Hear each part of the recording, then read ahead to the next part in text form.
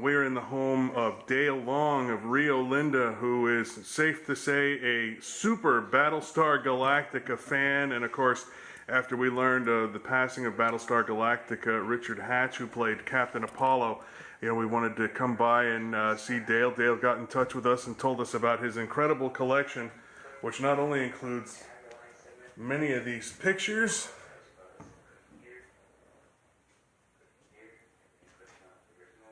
including some that are autographed.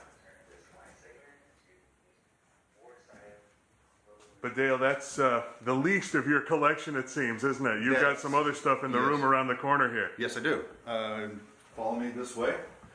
Beyond the wall art here, which these were original pictures that were used to make the posters that were released. And if you watch a step down here, coming into what's called the Galactica War Room. And as you can see, I have quite the collection of items here. Right here is the costumes that were used by various characters throughout the series. We have the Enforcers, and we have, I forgot the name at the moment, and then some of the footwear and the helmets and the weapons, and then one of the alien creatures, an Ovion. That's original as the costumes are. I'm glad he's in a cage. Yeah, yes. Then the Nemesis bad guy, we have the Cylon here. This is a screen-used original Cylon, dating back from 1978. His red eye's not going though. No. That means he's harmless, right? Yeah, he's in sleep mode at the moment. Just the way we like him. Yes. You do not need to fear for your life. Then we have various different things with the Cylon rifle, the Cylon sword, microphone that was used by Adama, one of the ashtrays, some of the wine glasses, what they called ambrosia, decorations for the warriors that they wore during dress uniform, patches, bombs, and other things. The Viper pilot joystick, helmet, list goes on. Many of these things are screen-used originals. Some of them are replicas. But the collection is what it is. Wow, that is absolutely amazing. Then we have some of the models. This is a Viper, of course, there. Viper, yeah. A replica of the Land Ram, which was a life-size ship. This was the Triangle ship, the very last ship that you would see during the opening credits, made by Andrew Probert. A Cylon Raider, and then a replica of the Colonial Moving and Storage ship that is not quite finished. It's missing the shipping containers.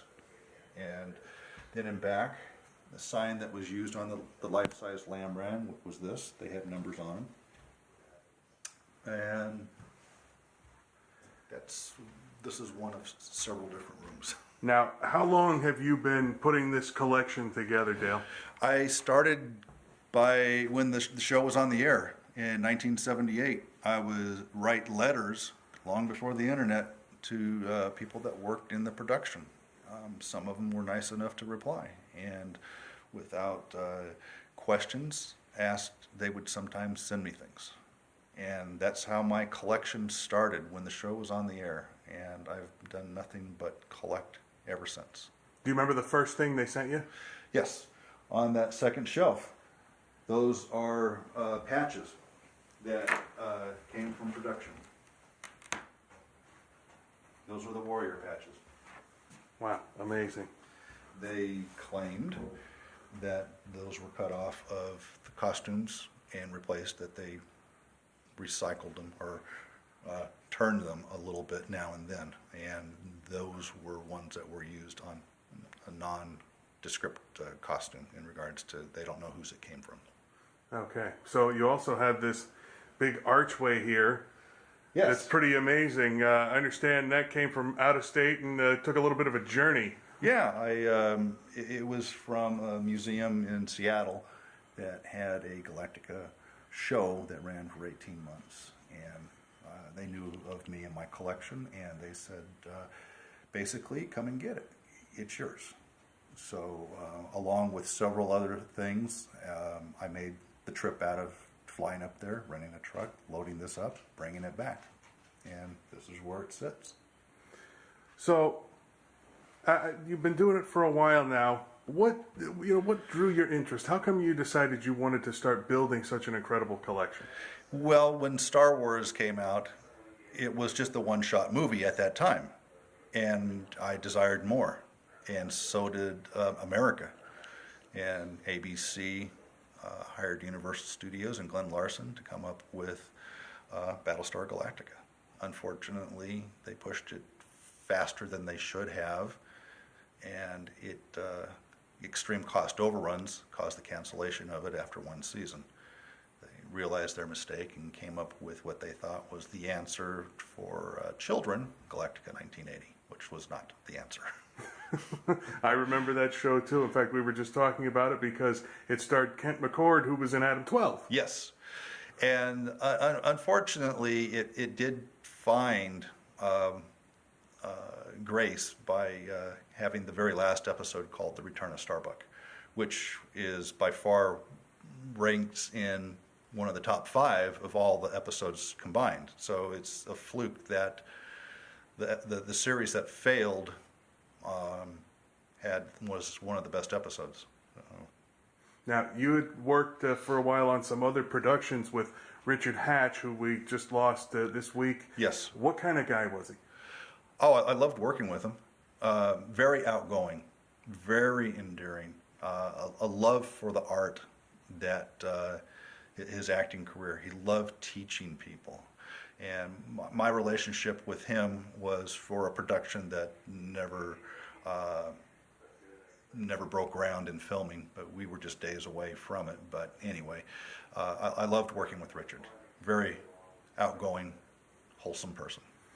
So, as you've built this collection, what's it meant to you personally to have it and to have all these things, in your home? I feel privileged that I have the ability to have this. I've always dreamed of it, and even though the vast majority of this I have owned for quite a while now, my collection still grows, not on a daily basis, but now and then, as time and money allows. And and if it's an opportunity to purchase something that I like, I will buy it if I can. So, and a lot of people and myself, this is kind of a preservation spot for some of this stuff. It, as you can see, the stuff's encased. It's not going anywhere. It's not being damaged. It's not sealed, but it's protected. All right, Dale Long, Battlestar Galactica super fan and incredible collector. Dale, we thank you for your time, and again, glad that Cylon is in sleep mode. Yes, me too.